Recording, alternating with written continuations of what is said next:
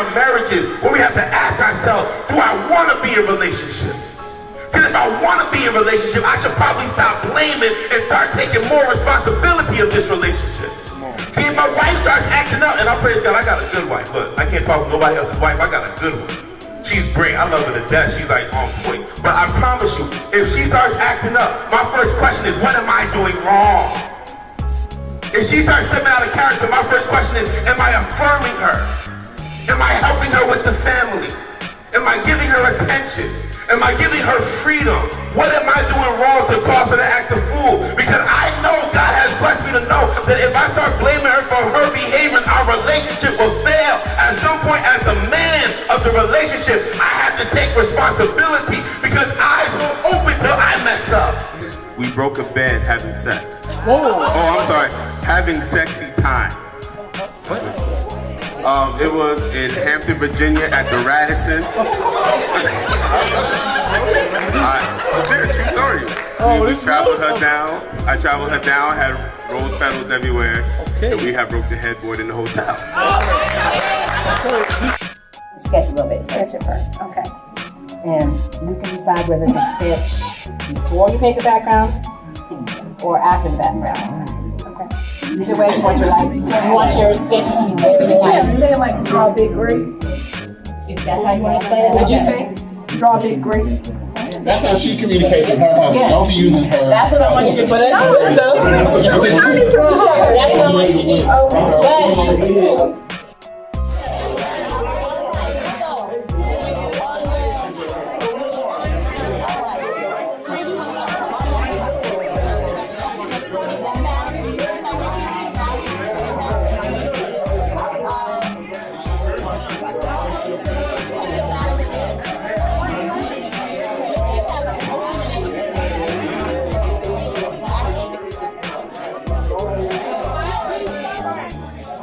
So what we're trying to do again is we're just trying to pour small nuggets, small inserts. Many times people walk up and say, "I want to start working out with you."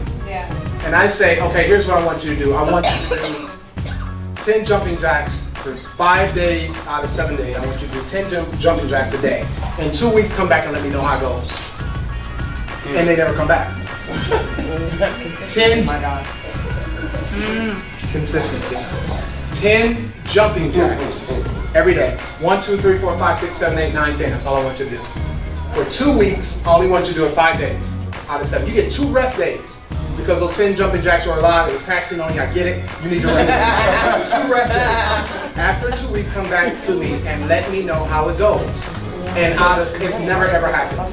And what I've discovered is it's really just simply a creative consistency perspective.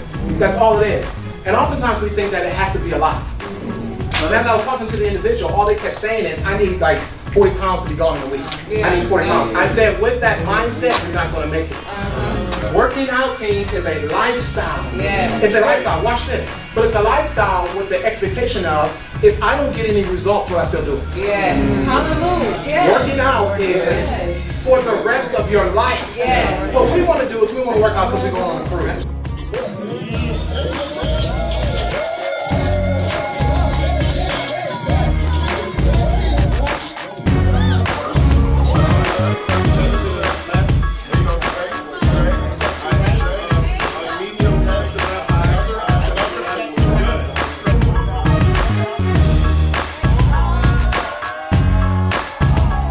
What do you think the men would say is the number one reasons why the relationship fell off? lack of sex, lack of respect, lack of sex support. Lack of support.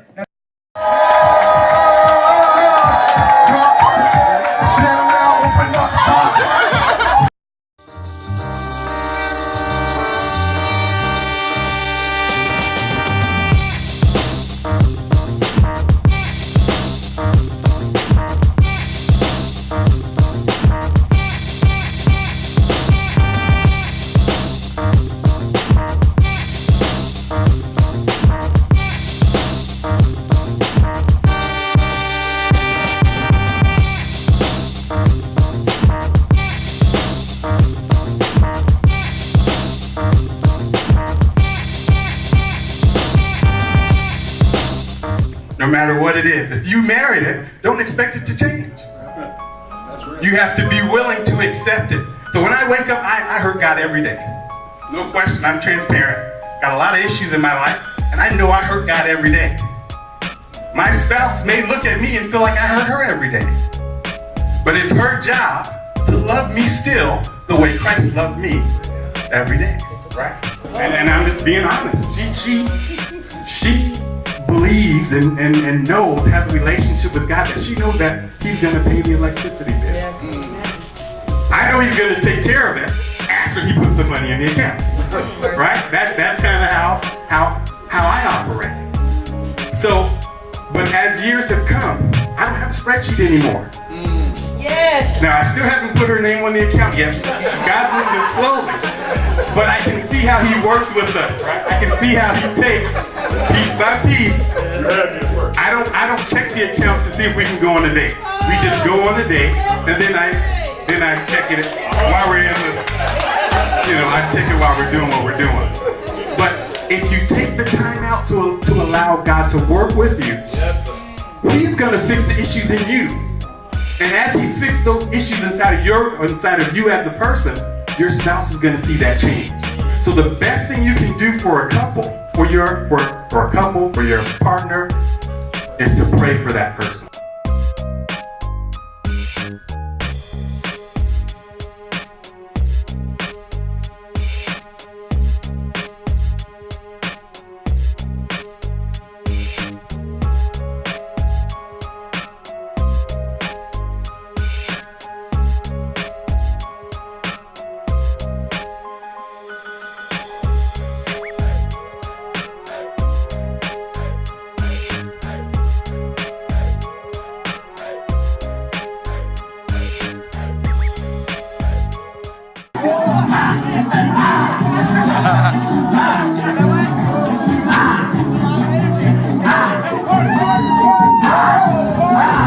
All right, today we are here doing the TP Shuffle. A lot of times outside this will be a power pole, but in here we're using a rope. And basically we're going to line our team up down this rope, and they are going to have to rearrange themselves in alphabetical order. So they'll be swapping around, kind of using the ends of the rope, and it should be fun. Okay, so in this one, it's all about communication. A lot of times you're going to hear multiple ideas thrown out at once, and it's going to kind of create some chaos. So it's going to force them to sit back and actually listen to each other, and more than anything, kind of depend on each other and each other's ideas, because there's no good way for one person to do all of this. Watch out, Mike. You can use the wall.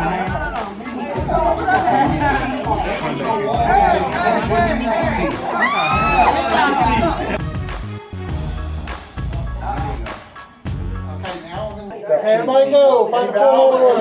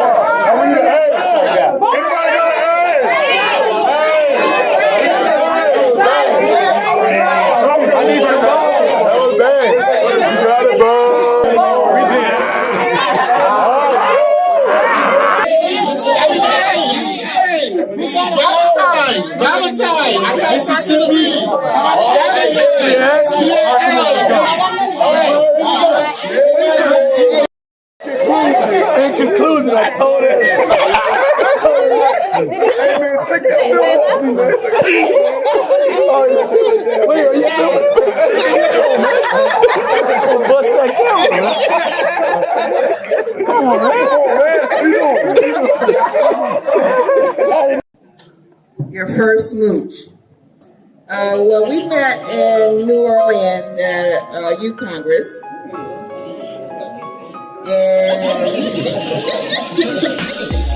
So I think when we were leaving, then I think he might have gave me a pat. Ooh. Oh man, where was the chaperone at when that happened? At the youth. Where is chaperone?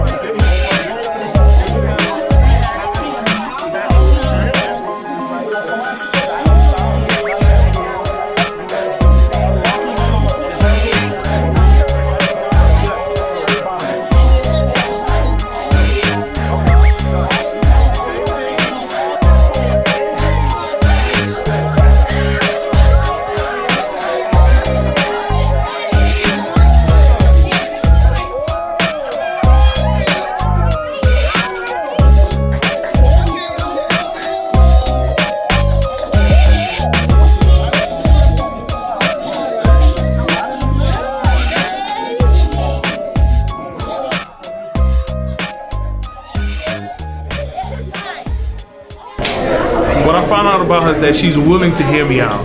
Even though she has the skill, she took the patience to say, all right, what do you want me to do? And she didn't try to guide me. She didn't try to tell me, no, this is, she just stayed quiet, let me tell her. And then she listens well. What have you learned? What can you take away from this marriage conference that you can apply to your marriage?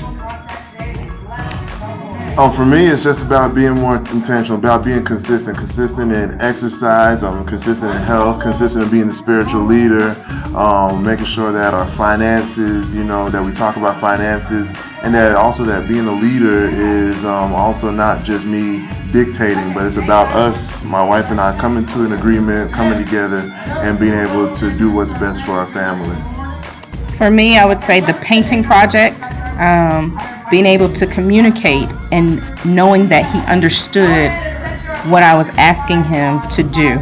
I think that's important. Sometimes we just talk, but we don't make sure that they have the same expectations or understand what exactly it is that we're trying to relay. My name is Derek Knight, and this is my wife, Danella Knight. We've been married 15 years, and we're here at the Join at the Hip, the 3rd annual marriage retreat at Shockley Springs, and we're having a great time. We just finished leading a seminar that was entitled We got way too comfortable. Right? And this was really focused on what are the things, and it's typically going to be small things that we either stopped doing or that we need to start doing again to keep our relationship fresh and exciting and keep that spark in our relationship. Yes, so one of the things we talked about is not following your feelings because our feelings are going to turn left and right. Also being willing to fight for your relationship. And then the third thing we talked about was being first. So really being first in humility, being first in sacrifice, being first in service. Those are the main things we talked about in the session. Right. And so what we're hoping is that you can join us next year, but just remember that it's the small things in marriages that make the difference. It's the small things that can make a great relationship.